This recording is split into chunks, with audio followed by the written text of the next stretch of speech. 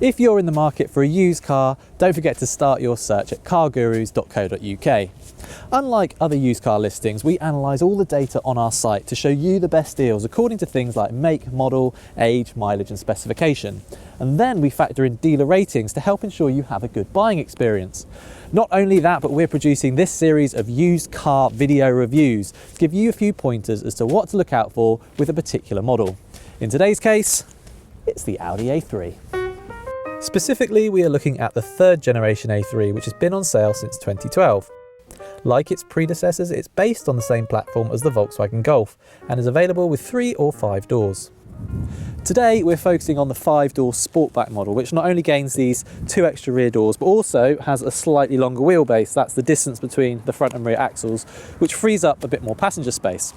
Not only that, but the boot is slightly bigger too. Now, I actually used to run one of these, so I can tell you it will easily fit in a baby buggy and a weekly shop. Plus, this adjustable height boot floor is really useful. You can lift it up here, and that way if you've got heavy items to get in, it's not quite such a big loading lip to lift them over. Folding the rear seats is as simple as pulling a lever. While with the seats in place, the A3 Sportback has enough room for a couple of tall adults, or 3 at a push.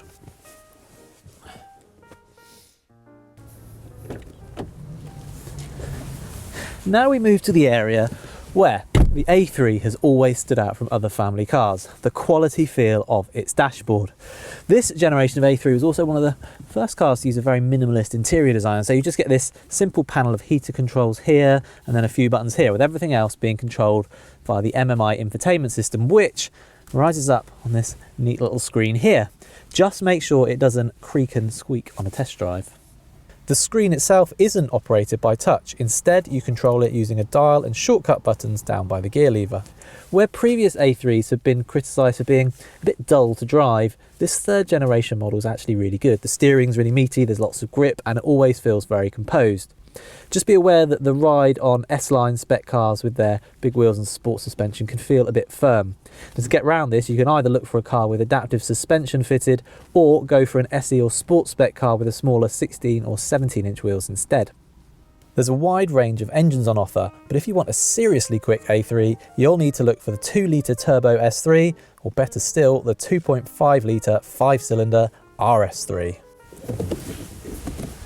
If your budget won't quite stretch that far, you'll instead be looking either at a petrol engine, which range in size from 1 to 2 litres, or a diesel, which can be either 1.6 or 2 litres. There's not really a weak engine in terms of performance, but do be aware that the petrols are quite a bit quieter at low speeds. S3 and RS3 aside, all of the normal engines are also economical. You can expect between 40 and 50 miles per gallon from the petrol engines in normal driving, while the diesels can exceed 50 miles per gallon as long as you don't thrash them. This also helps to keep road tax low for most models.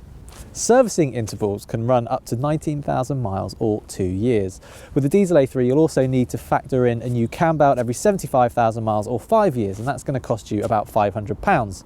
Speaking of diesels, some of the third generation A3s are also caught up in the VW emissions recall, so if you're having a look at one, go onto the Audi website to check if any work has been done. Other potential issues to consider are that some examples of the 1.4 litre petrol engine can be a bit rattly under acceleration, so listen out for that on a test drive. And that all A3s can suffer from leaking water pumps, causing them to lose coolant over time. If you're looking at a diesel A3, also bear in mind you need to take it on regular long runs to avoid the diesel particulate filter becoming blocked. As with any used car, you'll want to check the air conditioning blows cold, that the clutch feels strong, and that the bodywork, wheels and tyres are in good condition. It's also worth bearing in mind that the A3 was facelifted in 2016, with the main changes being the inclusion of a 1-litre turbo 3-cylinder engine and lightly revised styling. Or if you fancy making your first tentative steps into the world of electric motoring, then why not give the plug-in hybrid A3 e-tron a try? This has a pure electric range of about 20 or 30 miles before the 1.4 litre petrol engine kicks in.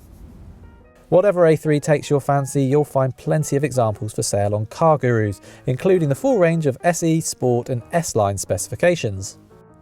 Or if you think a Volkswagen Golf or a Mercedes-Benz A-Class might better suit your requirements, then you can see our used car reviews by clicking on the links. Plus, of course, don't forget to subscribe.